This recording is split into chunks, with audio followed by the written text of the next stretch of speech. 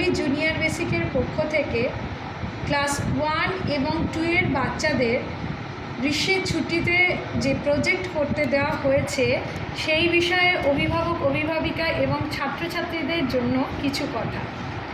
আগামী 22 তারিখ থেকে গরমের ছুটি পড়ছে। সেই গরমের ছুটিতে ক্লাস 1 এবং 2 এর বাচ্চাদের কিছু প্রজেক্ট বা ধরুন হাতের কাজ দেওয়া হয়েছে, সেই বিষয় সম্পর্কে আমি কিছু বলছি কিভাবে সেটা করতে হবে।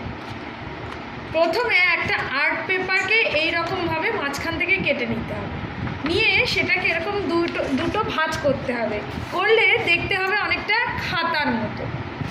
এইবার ফার্স্ট পেজ থেকে লাস্ট পেজ পর্যন্ত দেখুন যেভাবে দাগ দেওয়া আছে এইভাবে মার্জিন টেনে দেবে চারদিকে, অভিভাবক অভিভাবিকাদের বলছি।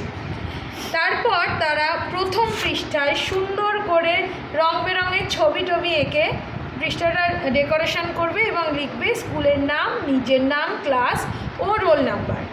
দ্বিতীয় পৃষ্ঠাতে গিয়ে তারা লিখবে প্রজেক্টের বিষয় আমার পরিবেশের উপর চিত্র অঙ্কন।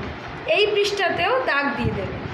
3 নম্বর পৃষ্ঠাতেও চারদিকে মার্জিন টেনে দেবেন এবং পৃষ্ঠার মাঝখানে বাচ্চারা তাদের মনের ইচ্ছা মতো তার পরিবেশের ছবি আঁকবে এবং রং করবে। অভিভাবক অভিভাবিকাদের জন্য বলছি, কেউ কিন্তু বাচ্চাকে সাহায্য করবেন না, বাচ্চাকে নিজেদের মতো করে কাজটা করতে দেবেন।